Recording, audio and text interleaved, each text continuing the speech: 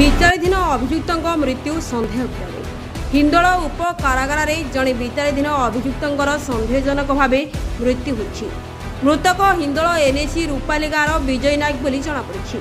हृदघात विजय मृत्यु होता एसडीएमओ कहता बेले लोके माने मानिबाकु नाराज। विजय मृत्यु को नहीं स्थानीय अंचल चापा उत्तेजना सृष्टि होती। सूचना अनुसार गत 2023 डिसेम्बर मासरे विजय और तांको पुओ जीतू मिसी ज्वाई सागर बारिक हत्या कर अभियोग होता। हत्या पर प्रमाण नष्ट पाई उभय शव को लुचाई पोड़ी देते। सागर मामू अभियोग क्रमे हिंदोल पुलिस तदंत करी गत जानुआरी 3 तारिख में बापा पुओ 2 जन को गिरफ्त कर कोर्ट चालाण करता। जामिन खारज होबारु 2 जन को विचाराधीन अभियुक्त भाव हिंदोल उप कारागार रखिले।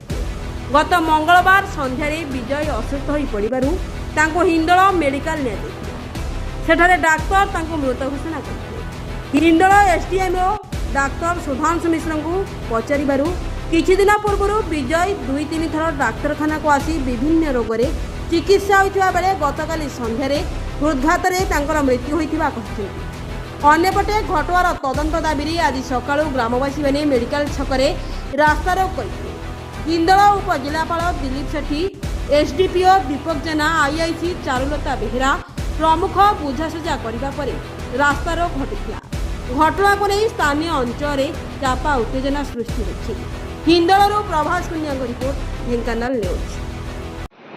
आज्ञा मु सुकुल नायक आम रूपाली ग्रामर जदि गोटे केस फस जाइछंती कि आमर गोटे पेसेंट कि देह खराब होती कहवा उद्देश्य कि आमर जीतू बाबा विजय भाई जे कि तांकर मला शव आसी कौटी कि हिंदोल मेडिकल कहवा उद्देश्य जे सार शुणु आम तांकर देह खराब थिला कहवा उद्देश्य जे कि से माने केबे मेडिकल नवाई कि चाह नथिले मला शवटा हिंदोल मेडिकल पहुँची बोलिकी आम आज्ञा ये विरक्त तेणुक आपण अनुरोध कि आमर सुपरिटेडेंट बाबू आमर जेल सुपरिटेडेंट बाबू को आप डकातु विथ आम जीतू बाबू को डकातु प्रमाण आप पाइबे। आज्ञा नमस्कार।